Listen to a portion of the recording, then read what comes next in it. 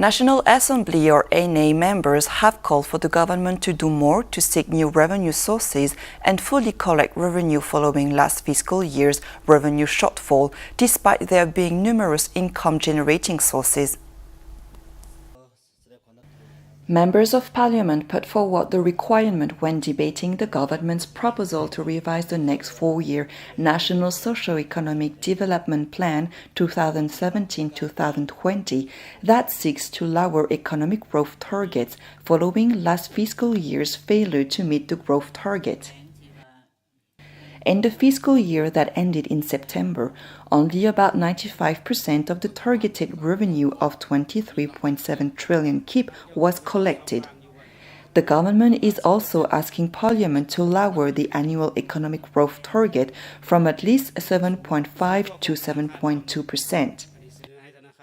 NA members agreed that many new enterprises had been registered with the Ministry of Industry and Commerce, but revenue recollected by the Ministry of Finance was far short of the potential.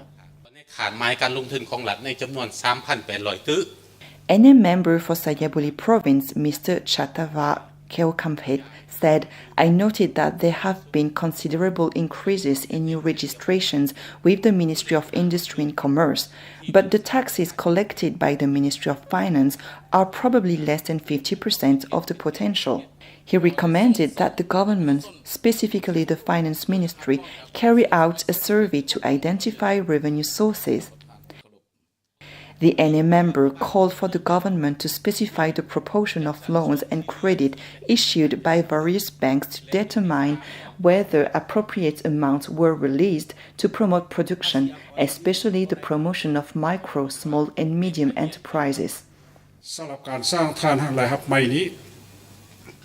NA member for Luang Prabang Province, Saisamon Komtavong, noted that many businesses have submitted fake reports of losses or minimal profit to avoid or minimize tax payments, asking the government to do more to address this issue.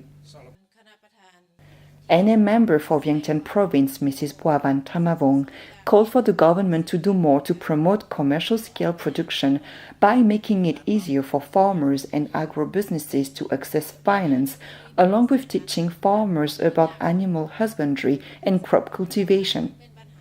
Many NA members suggested the government work harder to help farmers find markets. Mrs. Boavan said the government should build more schools in rural communities and find ways to keep students in school after learning that many school-aged children abandon their schools, notably girls. Although it has been proposed that growth targets be lowered, a National Assembly member for Vientiane, Dr. Saisompon Phomvihan, said it was a good idea to focus more on the quality and sustainability of growth. He asked the government to specify what factors will drive growth, suggesting that growth should be boosted by sustainable factors.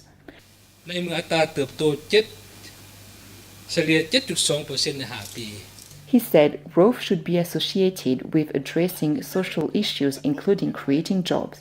He noted that previous growth was driven by unsustainable factors such as mega projects, but once these projects were phased out in the last 2 or 3 years, growth was impacted.